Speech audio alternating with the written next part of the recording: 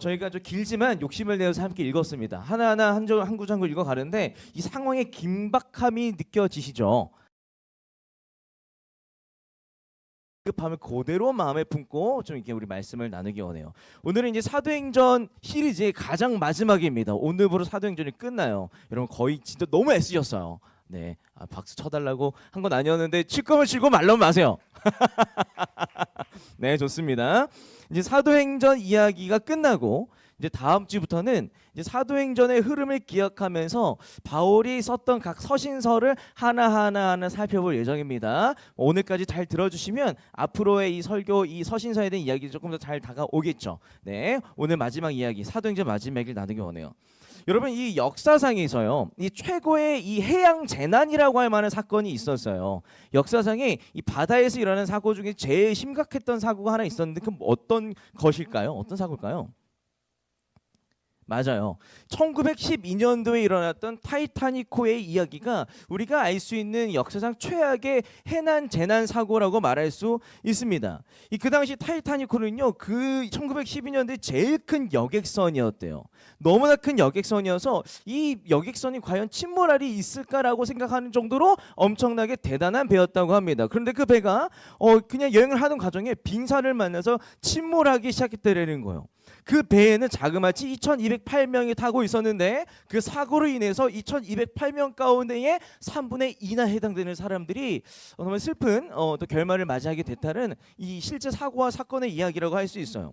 오늘은요, 이 2208명 가운데에 2명의 이야기로 여러분 오늘 말씀을 시작하려고 해요. 이 2명의 이야기는 레오나르도 디카프리와 케인트 위슬렛의 이야기가 아니라 정말로 우리가 기억하지 않았던, 기억할 수 없었던 그 2명의 이야기로 오늘 이야기를 좀 시작하려고 합니다.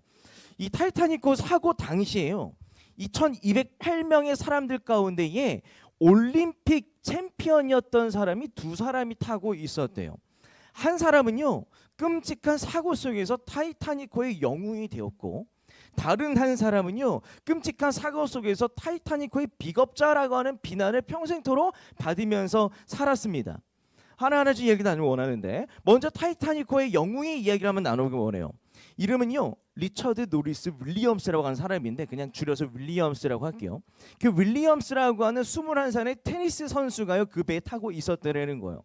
그 윌리엄스라는 테니스 선수가 이제 미국에서 열리는 US 오픈에서 나아가서 내가 우승해야지라는 마음을 가지고 미국으로 향하는 타이타닉호를 타고 가고 있었는데 웬걸, 빙산을 만나서 우리가 알듯이 침몰하기 시작했다는 거예요.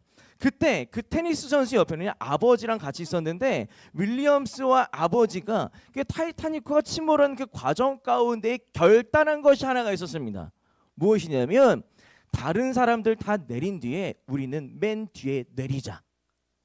다른 사람들 내린 것 확인한 뒤에 우리는 끝까지 남아있다가 가장 마지막에 내리자.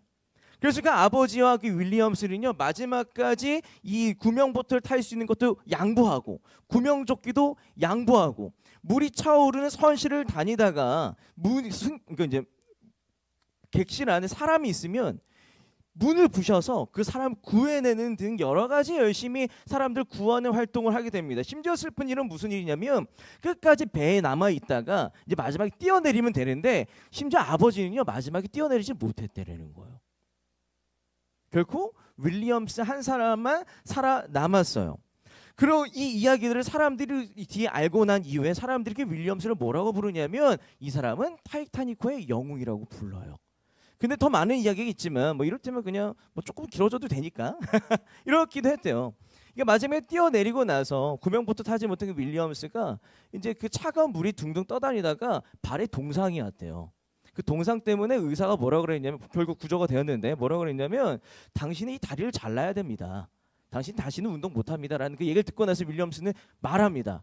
아이, 괜찮습니다. 자르지 않으셔도 됩니다라고 말하고 나서 재활 끝에 여러 대회에서 우승했다라는 아름다운 후문이 있어요.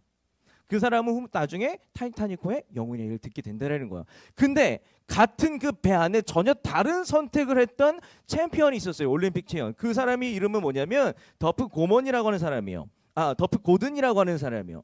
그 사람은 올림픽에서 펜싱이라는 종목에서 은메달을 땄었던 은메달리스트였고 펜싱을 너무 잘해서 나라에서 이 기사 자격까지 받았던 사람이었대요. 잠깐 PPT도 나와 있을 텐데. 네, 자 PPT도 나와 있을 거예요. 네, 기사 자격까지도 받았던 사람이에요. 근데 그 사람은 뭐가 문제였냐면 너무나 명예로운 사람이었지만 타이타닉호가 침몰하는 그 사고를 당하자마자 뭘 했냐면 구명보트 40명이 탈 수 있는 1번 그 구명보트가 있었어요. 1번, 2번, N번까지 있었겠죠? 1번 구명보트 첫 번째로 탑니다. 근데 구명보트의 정원이 40명이었는데 살고 싶으니까 11명밖에 타지 않았음에도 불구하고 딱 잘라서 자기들이 살려고 출발을 합니다. 근데 여기서 심각한 문제가 나중에 또 밝혀져요. 어떻게 하냐면 이제 이 11명을 태운 구명보트가 이제 살려고 도망치고 있는데 다시 한번 떨어져 있는 사람들, 물에 빠진 사람 구하러 가자는 그 이야기가 있었는 그 와중에 이제 돈을 주면서 우리끼리 삽시다 하고 도망쳤다라는 거예요.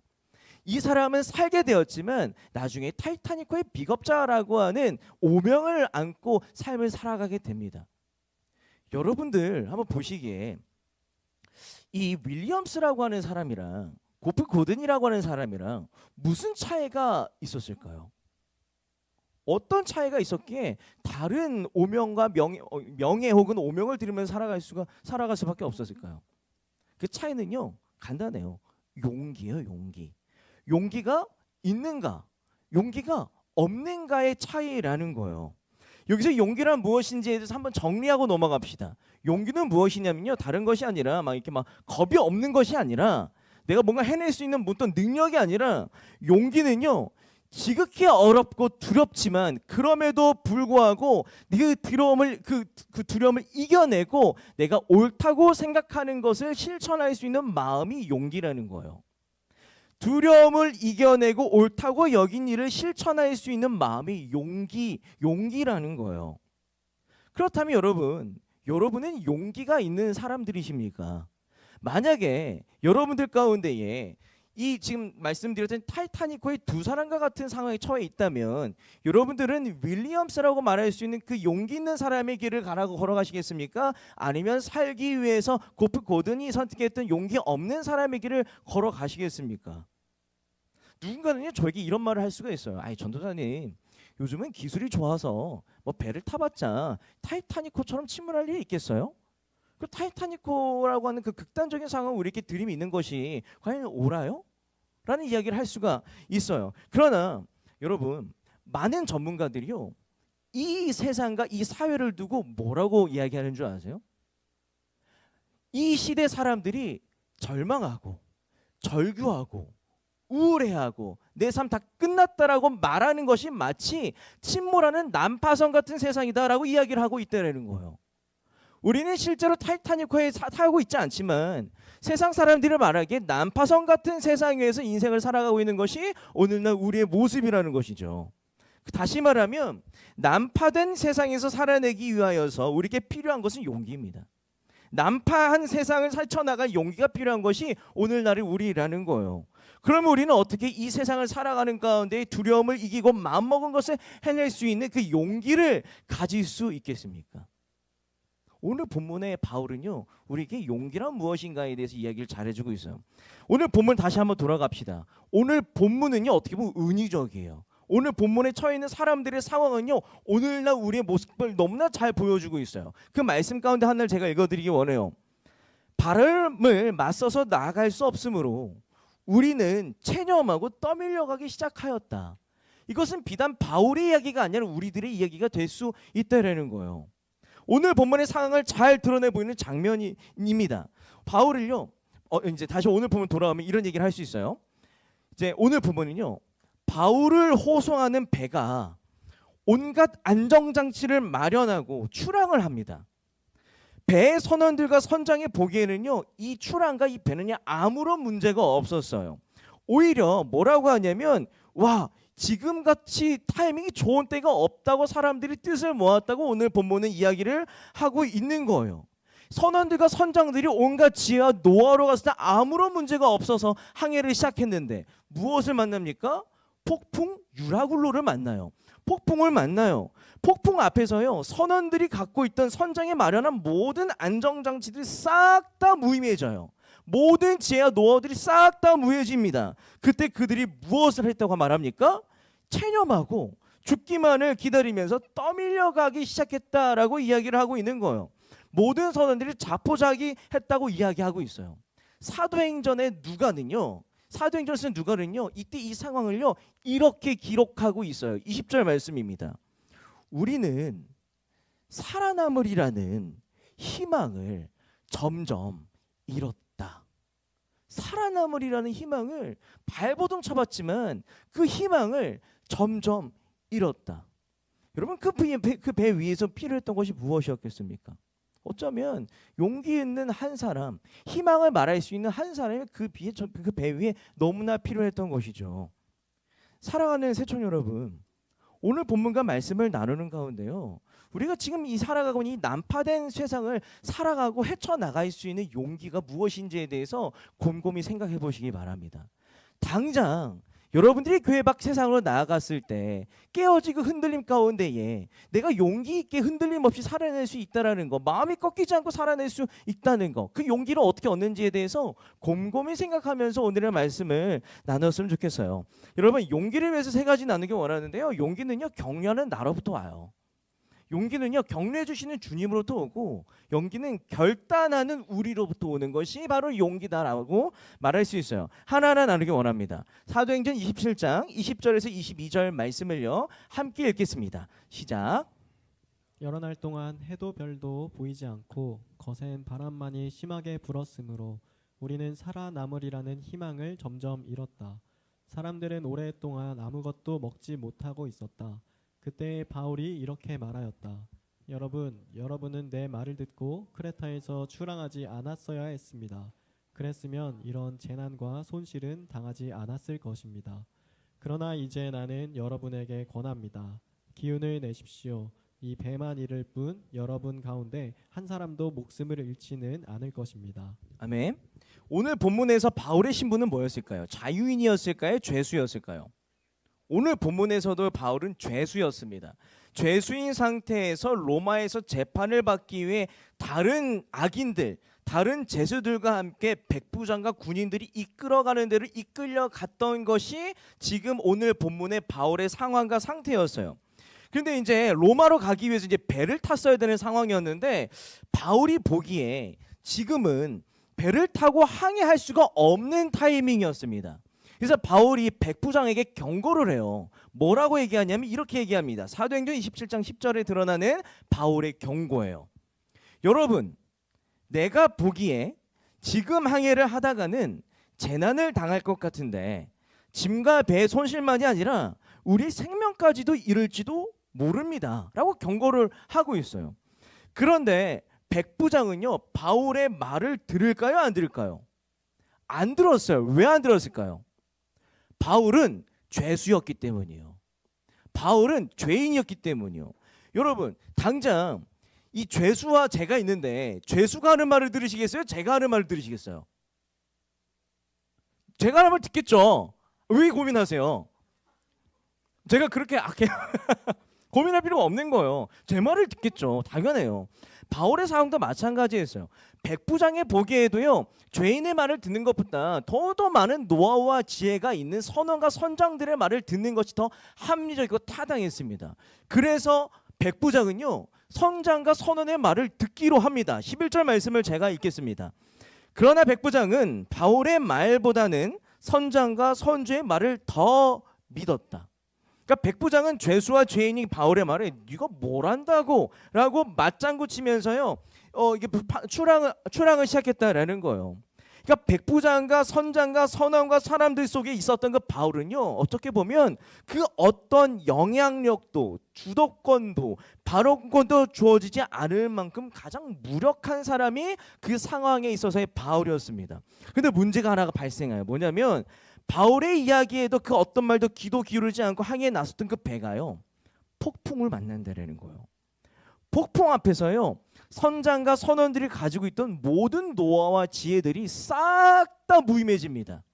폭풍 앞에서 모든 것이 무능력해집니다.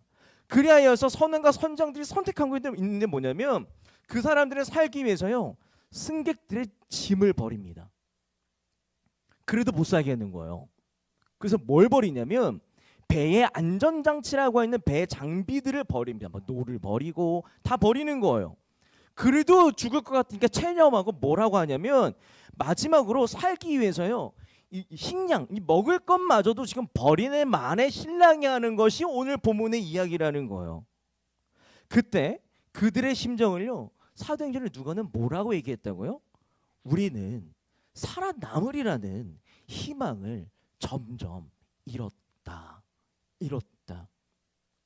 그 난장판과 패닉 속에서요 그 어떤 영향력과 주도권도 발언권도 주어지지 않을 만큼 무기력한 바울은요 무엇을 합니까? 바울은요 외치고 선언했던 거예요. 기운을 내십시오. 힘을 내십시오. 격려하고 계속해서 격려합니다. 그러자 그 배 위에서 그 모든 사람들이 희망을 잃어가고 있던 그 배 위에서 무슨 일이 일어납니까?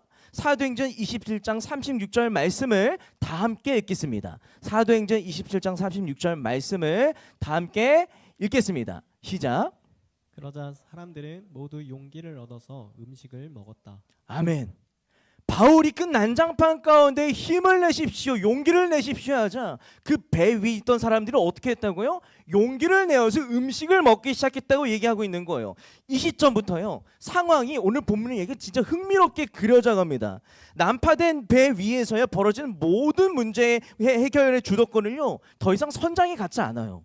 더 이상 백부장도 갖지 아니하고 영향력도 주도권도 발언권도 없었던 바울이 그 배의 모든 문제 해결의 주도권을 쥐기 시작하는 거예요.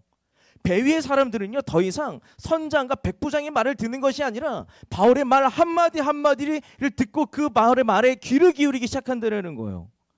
여러분 바울의 무엇이 바울로 하여금 문제를 풀어가는 주도권을 가져가게 했습니까? 아무런 영향력도 없었던 그 죄인이 어떻게 그 배 사람들의 신뢰를 얻고 그 배의 리더십으로서 문제를 해결해가는 중요한 사람이 되었겠습니까? 위기와 절망 속 바울은 격려하는 자였다. 위기와 절망 속 바울은 격려하는 자였다. 바울의 이 격려와 응원은요 바울로 하여금 권위를 갖게 했어요. 사람들과 상황의 주도권을 갖게 했어요. 여러분 난파되어가는 배 위에서의 바울의 희망의 메시지와 격려를 보건대 우리가 그리스도인으로 산다는 것에 대해서 생각해 볼 수가 있어요. 여러분 그리스도인으로 산다는 것을 위해서 여러분 맨날 고백하는 것이 있어요. 뭐냐면 제가 이 세상의 빛과 소금이 되길 원한다라고 하는 그 마음과 고백과 기도 제목을 매년 매순간 나눈다라는 거예요. 근데 오늘 본문에 바울로 보건대 내가 그리스도인으로서 세상 가운데 빛과 소금으로 산다는 것은 이런 것이구나. 우리가 도전받을 수 있는 것이 뭐냐면 이런 거예요. 우리는 맨날 빛과 소금으로 산다는 것을 고민하고 궁리합니다. 고민하고 궁리한 것들 선택한 것이 있어요. 여러분들이 빛과 소금이 되기 위해 선택한 것이 있는데 뭐냐면 성취와 승리와 잘 나가는 것을 여러분들이 빛과 소금 되기 위해 선택한다라는 거예요. 그런다라는 거예요. 사람들은요 오늘날 그리스도인들은요 내가 조금 성취하고 승리해야 세상에 나한테 눈길 한번 줄걸? 내가 좀 잘 나가야 세상 사람들과 이웃이 나한테 눈길 한번 줄걸? 리라고 생각하면서 빛과 소금 되기 위해서 무한 경쟁 속에 뛰어든다라는 거예요. 그런데요 이거는요 착각도 이런 착각이 없어요. 여러분 세상은요 사실 그리스도인들이 부자가 되거나 말거나 관심이 없어요. 진짜 그래요. 세상은요 크리스천들이 회사에서 얼마나 높은 자리에 올라가 있는지에 대해서 관심이 없어요. 생각해 보십시오. 여러분들이 회사에서 승진을 했는데 승진을 한 비결을 위해서 직장 동료를 찾아가지고 혹시 창수 형제가 승진한 비결은 예수님 때문입니까? 라는 얘기를 들어보신 적 있으세요? 그럴 일이 전혀 없대라는 거예요. 왜냐하면 승리하는 거나 돈 많이 버는 거는요 예수님을 안 믿고도 가능한 것이기 때문이에요. 대신에 이 세상의 그리스도인들에게 기대하는 것이 있어요. 세상의 그리스도인들에게 빛과 소금 되게 나 이것 좀 해줘라고 부탁하고 간구하고 애걸복걸하는 것이 있어. 뭐냐면 이런 거예요. 우리가 절망 속으로 살아가고 있는데 그리스도인들 당신은 우리에게 희망을 좀 말해주세요. 우리가요 우리의 낙담을요 당신들만큼은 소망으로 좀 바꿔주세요. 내가 부자가 되고 내가 부자가 되고 승리를 하고 있지만 도저히 내가 살아갈 이유를 모르겠습니다. 그러니 당신들이 나에게 살아갈 이유와 용기를 좀 주세요. 이것이 그리스도인들에게 너무나 바라고 또 바라는 것이라는 거예요. 격려와 응원으로 다시 살 용기를 주는 내 편, 그것이 이 세상의 그리스도인들에게 바라는 것입니다. 격려와 응원으로 다시 살 용기를 주는 내 편이 되어주길 바라는 것이 세상이 여러분들에게 기대한다라는 것이에요. 세상을 향한 희망의 이 격려자라는 그리스도인들의 모습을요, 너무나 잘 담아낸 영화와 실화가 하나가 있어요. 여러분, 타이타닉이라는 영화 아시죠? 타이타닉이라는 영화를 보면요, 여러 장면들 가운데 울컥하고 감동을 받지만 제가 특별히 유심히 보고 감동을 받는 장면이 하나가 있어요. 뭐냐면 이 침몰해 가기 10분 전에 사람들 다 패닉된 건 멘탈 나가 있을 때 멘탈 온전히 붙들고 용기자와 격려자의 삶을 살았던 사람들이 있어요. 그 사람들에 대한 영상을요, 잠깐 보고 오겠습니다. 네, 영상이 준비가 되어 있는데, 네, 한번 볼게요.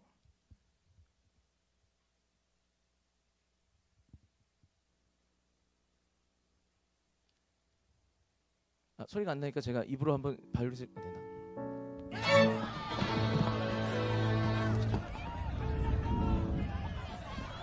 Bon, ça suffit.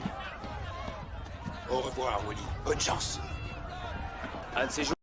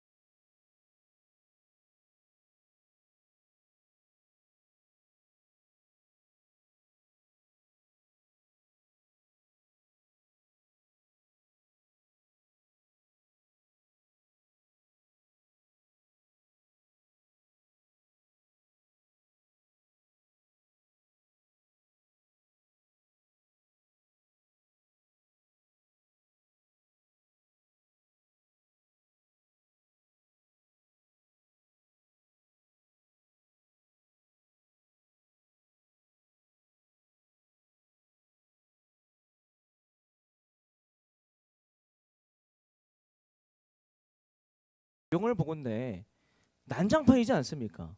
소란스럽고 혼란스럽지 않습니까? 모든 사람들이 패닉 상태에 빠져 있지 않아요. 근데 그 가운데서요, 연주자들은 무엇을 합니까? 같이 패닉 상태에 빠지지 않아요. 같이 혼란스러워하지 않고 같이 소란스러워하지 않아요. 모두가 절망 속에 있을 때 오롯이 희망을 말하고 긍정을 말하면서 힘을 내십시오, 기운을 내십시오라고 도전하고 있는 거예요. 격려하는 자가 된 거예요. 여러분, 세상은요, 우리에게 다른 것을 기대하는 것이 아니라 세상은 절망 속에서의 격려와 응원으로 다시 살 용기를 주는 내 편이 되어지기를 여러분 크리스천 모두에게 기대하고 바라고 있다는 거예요. 그러므로 시청자 여러분, 난파된 세상의 격려자가 되어주시길 바라요. 세상은요, 격려자를 너무나 필요로 해요. 희망과 소망의 메시지를 줄 수 있는 격려자를 너무나 많이 필요해요. 우리가 그때에 격려자이지 인생의 페이스메이커로서요, 역할을 해줄 수 있을 때에 세상은 우리에게 뭘 주냐면 인생의 문제를 해결할 수 있는 주도권을 준다는 거예요. 여러분이 잘나고 성취를 많이 했을 게 아니라 여러분들이 격려와 희망을 말할 수 있는 사람이 됐을 때 사람들은 여러분들에게 주도권을 주고 눈길을 한 번 주는 게 아니라 시선을 고정해 준다는 거예요. 그러면 여러분 주변에 누군가를 돌아보시건데 혹시 격려가 필요한 사람이 있으세요? 응원이 필요한 사람이 있으세요? 조금이라도 예쁜 말 좋은 말 해줄 필요가 있는 사람들이 있으세요? 그러면요, 용기를 내세요. 용기를 내시고 그 사람에게 나아가서 너 잘하고 있어, 고마워, 앞으로 이런 일들이 우리에게 그려질 건데 참 행복할 거야 라든지 격려와 응원의 말을 조금이라도 해줄 수 있는 여러분 모두가 되시길 바랍니다. 여러분들이 힘을 내십시오 선언할 수 있는 사람들이 될 때 그 사람들도 용기를 얻고요, 여러분들도 용기를 얻게 되실 것이 분명합니다. 계속해서 말씀을 나누기 원해요. 사도행전 27장 23절에서 26절 말씀을요 함께 읽겠습니다. 시작. 바로 지난밤에 나의 주님이시요 내가 섬기는 분이신 하나님의 천사가 내 곁에 서서 바울아 두려워하지 말아라. 너는 반드시 황제 앞에 서야 한다. 보아라, 하나님께서는 너와 함께 타고 가는 모든 사람의 안전을 너에게 맡겨주셨다 하고 말씀하셨습니다. 그러므로 여러분 힘을 내십시오. 나는 하나님께서 나에게 말씀하신 그대로 되리라고 믿습니다. 우리는 반드시 어떤 섬으로 밀려가 닿게 될 것입니다. 아멘. 그런데 우리가 격려자로서 살아야 할 것을 도전받지 않았습니까? 그런데 이 그리스도인답게 격려하는 자이기 이전에 나도 좀 격려를 받아야 좀 격려를 줄 수 있지 않겠어요? 내가 용기를 주고 도전하고 선포할 수 있는 사람이기 이전에 나도 좀 용기를 얻어야 할 수 있어 라고 말할 수 있지 않겠어요? 그러면 우리는 용기를 주는 자, 격려를 주는 자로 살아가기 위해서 우리는 가장 먼저 용기를 어떻게 어디서 얻을 수 있겠는가에 대한 고민을 좀 해야 하지 않겠습니까? 여러분, 격려하는 자 이 바울이요 문제를 풀어가는 주도권을 집니다. 그러니까 바울은요 계속해서 힘을 내세요, 기운을 내세요라고 얘기를 하고 있어요. 그런데 바울의 격려가요 어떻게 보면 아무런 변함이 없어 보이는 그 위기 속에서 반복되고 반복되는 그 위기 속에서 그 상황 속에서요 어떻게 보면 그가 주는 용기는요 용기라기보다도 분별 없이 함부로 날뛰는 만용처럼 보이기도 해요. 만용처럼 보이기도 합니다. 여러분, 용기와 만용의 차이가 뭘까요? 마찬가지로 긍정과 낙관의 차이는 무엇일 것 같으십니까? 맞아요. 근거가 최고. 근거가 있는가 없는가.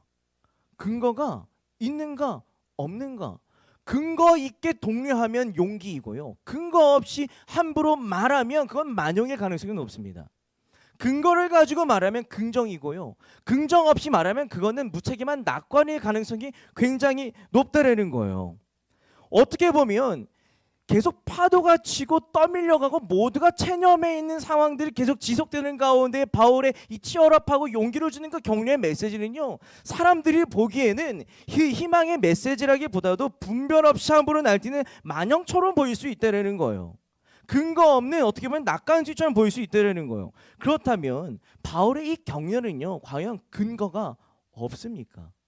오늘 본문은요 바울이 여러분들이 용기를 가질 만하고 여러분들이 힘을 낼 만한 근거가 있거든요 하고 그 근거를 이야기하고 있어요.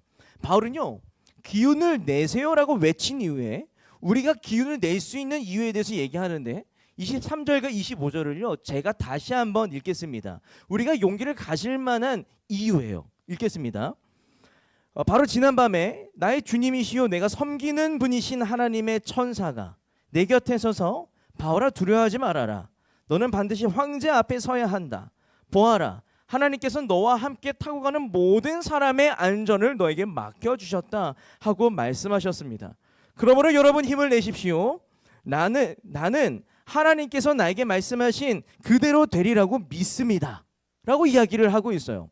여러분, 바울이 긍정적이고 희망적일 수 있으면서 소망을 가질 수 있는 이유는 무엇입니까? 말씀으로 격려하여 주시는 하나님 때문에 용기를 얻을 수 있다는 거예요.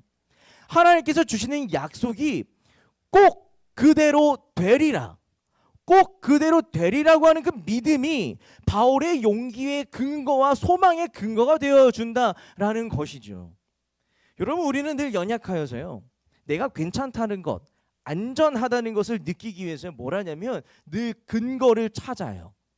늘 수치를 찾고요. 내가 괜찮다라는 것을 인정받고 싶어서 늘 계측을 해요. 커리어를 쌓는다든지 눈에 보이는 포트폴리오 많이 만든다든지 우리가 안정감을 찾기 위해서 이 모든 것들을 시도하고 노력합니다. 나에게서 찾는다라는 거예요. 내가 이만큼 쌓아왔나? 내가 이러한 것들에 대한 경험이 있나? 나의 노하우가 요만큼 있나 없나? 이 정도니까 난 편안하고 안전할 수 있다. 그런데 오늘 본문을 보건대 출항하기까지 결정했던 선왕과 선장들은요, 노하우와 지혜와 경력과 이런 것들이 없는 사람이었어요? 있는 사람이었어요. 전문가 중에 전문가였어요. 이 항해 전문가들이 배가 좌초되기 직전에 되자마자 그들이 선택한 모든 선택들은 뭐예요? 전문성과 경험에 의존해서 선택한 것이 아니라 멘탈에 나가서 짐을 버리고 목숨을 버리는 것밖에 그들이 할 수 있는 것이 없었다라고 한다는 거예요. 그렇게 봤을 때 여러분, 나의 안정과 나의 평안의 근거를요, 나에게 찾는 것만큼 만용이 없어요. 나에게 찾는 것만큼 근거 없는 만용이 없어요. 내가 안전하다라고 하는 것을 찾을 수 있는 근거를 나에게서 찾는 것만큼 근거 없는 낙관이 없어요. 나에게 찾는 건 낙관이 없다라는 거예요. 이때 그렇다면 필요한 것은 무엇입니까? 말씀을 산소망 삼아서 말씀으로 근거하여서 용기를 낼 줄 아는 사람이 되는 것입니다. 여러분, 위기야말로요, 어떻게 보면 믿음이 가장 빛나는 순간이에요. 여러분들이 위기에 닥쳐야, 그 위기 때에 맞이하여야 나는 믿음이 있는 사람인가, 믿음이 없는 사람인가를 헤아릴 수 있다라는 거예요. 만약에 여러분들이 위기의 때에 하나님의 말씀대로 꼭 되리라 라는 그 믿음을 가지고 오롯이 서 있으면 믿음이 있는 사람이요. 여러분들이 위기의 때에 하나님은 안중에도 없이 내가 무엇을 할 수 있고 없고에 잠겨 있다가 절망 속으로 빠지는 사람들은 믿음을 잃은 사람이 분명하다라는 거예요. 요즘 믿는 사람인 여러분들의 삶을 돌아보시건대 여러분들은 믿음이 있는 사람이십니까? 요 믿음을 잃어가고 계십니까? 그 중간에는 내 안정과 평안의 근거를 어디에 두고 있는가에 대한 질문을 한번 던져보시길 바라요. 그러면 여러분, 난파된 세상에서요, 용기를 얻고 싶으십니까? 그러면 간단해요. 믿음의 사람이 되십시오. 믿음의 사람이 된다는 것은 무엇입니까? 근거 없는 것이 아니라 말씀을 근거 삼아서요, 두려움을 이길 수 있는 사람이 된다는 거예요. 믿음이 있는 사람들은 내가 뭐 많이 알거나 많이 느낌이 있는 사람이 아니라 말씀을 근거로 하여서 두려움을 이기고 문제를 해결해 갈 수 있는 사람들이 믿음의 사람이라고 말할 수 있다는 거예요. 그러면 여러분, 말씀으로 근거하여서 어떻게든 긍정적인 사람이 되십시오. 말씀에 근거하여서 현실을 보고 말씀에 근거하여서 다른 길을 찾으십시오. 말씀에 근거하여서 바른 길을 찾고 대안의 길을 찾으시고 차선책을 찾을 수 있는 여러분 모두가 되십시오. 그것이 우리가 난파된 세상을 헤쳐나갈 수 있는 용기를 얻을 수 있는 가장 그리스도인다운 방법이에요. 말씀에 근거하여서 용기를 얻으십시오. 마지막 이야기를 좀 나누기 원해요. 사도행전 27장 30절에서 32절 말씀을요, 함께 읽겠습니다. 시작. 그런데 선원들이 배를 버리고 달아나려고 이물에서 닻을 내리는 척하면서 바다에 거룻배를 풀어내렸다. 바울은 백부장과 병사들에게 말하였다. 만일 이 사람들이 배에 그대로 남아있지 않으면 당신들은 무사할 수 없습니다. 그러자 병사들이 거룻배의 밧줄을 끊어서 거룻배를 떨어뜨렸다. 아멘. 위기의 때가 나타나면요, 꼭 나타나는 사람들이 있어요. 영웅과 우리가 본받을 만한 사람들도 나타나지만 위기의 때는요, 무조건 고정값으로 상수로 나타나는 사람들이 누굽니까? 비겁자, 겁쟁이, 회피자, 루저, 외톨이. 이거 방금 제가 용기를 잃었어요. 부르려 하다가 용기를 잃고 못했어. 루저, 안 되겠다. 자, 좋습니다. 용기가 바닥까지 떨어졌어요 방금. 이기적인 사람들이 나타나요. 꼭 이기적인 사람들이 나타난다는 거예요. 그러니까 오늘 보면 난파된 배 위에서 이 바울과 함께 있었던 사람들이 마주한 그 위기 속에서도요, 역시 이기적인 사람들이 나타나는데 오늘 본문에서 이기적인 사람들 누구냐면 선원들이요. 선원들. 그 전문가라고 말할 수 있는 사람들이 제일 이기적인 사람들로 나타나요. 전문가인 사람들이, 그 선원들이 그 배의 위기를 책임집니까? 책임지지 않는다고 얘기해요. 책임지지 아니하고 참 몰래 거룻배를 발견하고 몰래 이 승객들 뒤로 하고 거룻배를 내리다가 마침 누구한테 걸려요? 바울한테 걸려요. 거룻배가 뭡니까?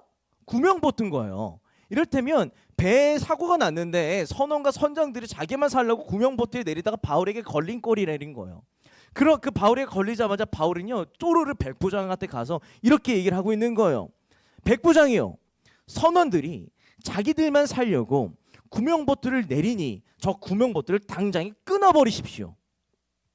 백부장은 그때부터 이 바울의 말을 듣는 사람이 안 듣는 사람이에요. 듣는 사람이에요. 백부장은요 바울의 말을 듣고 거룻배를 끊어버려요. 바다 위에 구명보트를 끊어서 버려요. 그런데 생각해보면 아무리 그래도 그렇지 거룻배를 버리는 것은 조금은 극단적입니다. 너무 배수의 진을 친 거예요. 극단적이요. 마지막으로 살아날 수 있는 길을요 끊어버린 것처럼 보입니다. 그러나 바울이 이 배라고 하는 것을 어떻게 생각하는지를 조금 생각해 보면 바울이 배를 가차없이 버린 이유를 헤아려 볼 수가 있어요. 오늘 본문의 22절과 32절을요 제가 한번 읽겠습니다. 22절과 32절을 나란히 제가 읽겠습니다. 그러나 이제 나는 여러분에게 권합니다. 기운을 내십시오. 이 배만 이를 뿐 여러분 가운데 한 사람도 목숨을 잃지는 않을 것입니다. 32절. 그러자 병사들이 거룻배의 밧줄을 끊어서 거룻배를 떨어뜨렸다.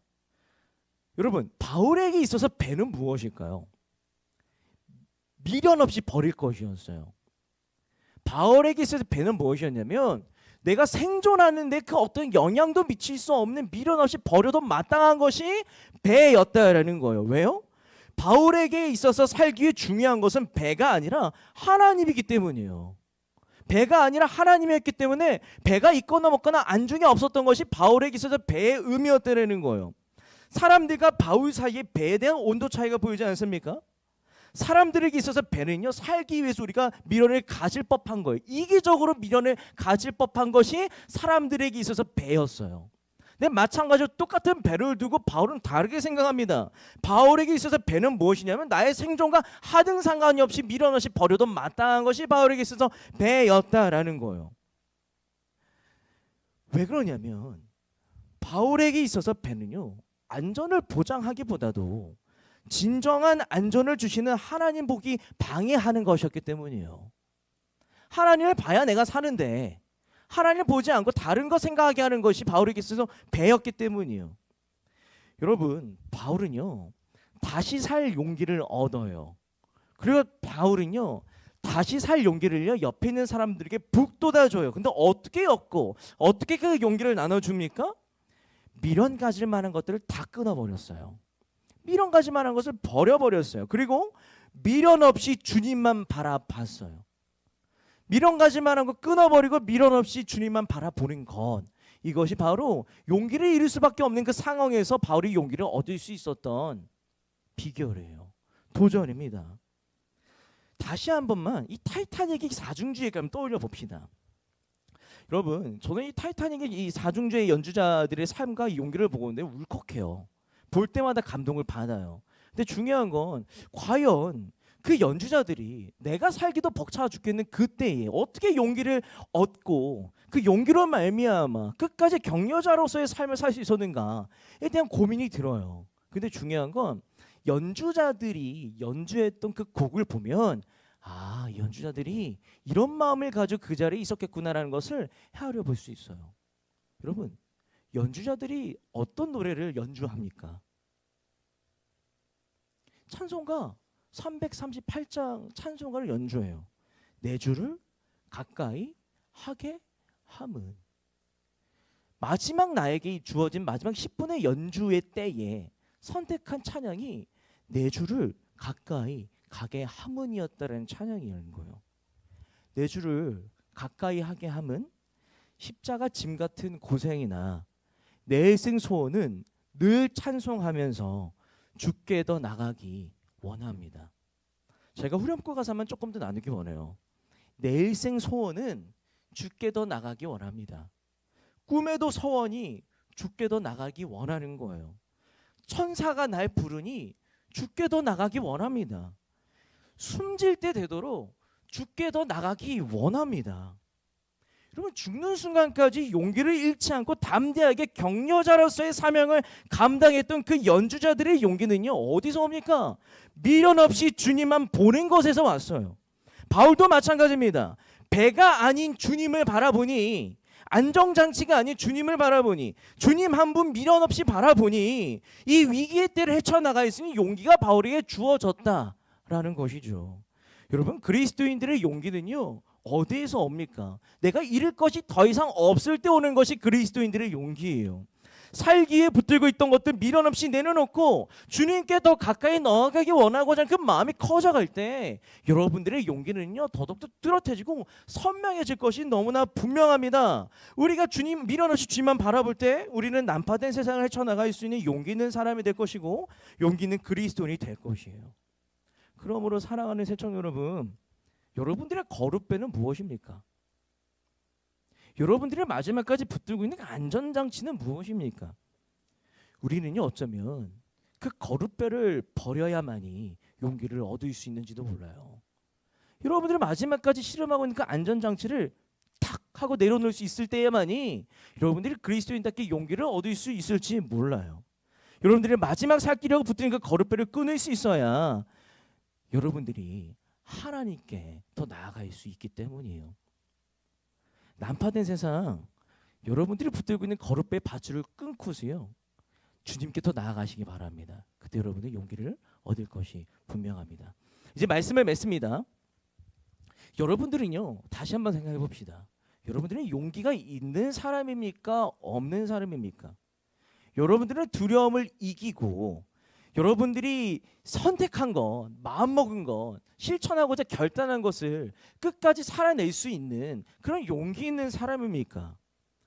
고민이 필요해요. 왜냐하면 우리가 살아가는 세상은 난파된 세상이기 때문이에요. 그렇기 때문에 바울의 이야기 가운데 우리가 도전하는 그 난파된 세상을 헤쳐나갈 수 있는 용기를요 기억하시기 바랍니다. 첫 번째는 난파된 세상 헤쳐나갈 용기는요 격려하는 나로부터 와요. 용기는요 격려해 주시는 주님의 약속에서 오고요. 그 용기는요 우리가 거룩배를 탁 끊을 수 있는 그 결기와 결단에서 온다는 거예요. 사랑하는 새청 여러분, 사랑하는 새청 여러분, 주품 안으로 나아가서요 하나님의 말씀으로 용기를 얻으시는 여러분 모두가 되시길 바라요. 그리고 그 용기로 말미암아 난파된 세상을 헤쳐나갈 수 있는 여러분 모두가 되시기를 바라요. 주품 안에 우리가 두려움을 이길 수 있는 용기가 있습니다.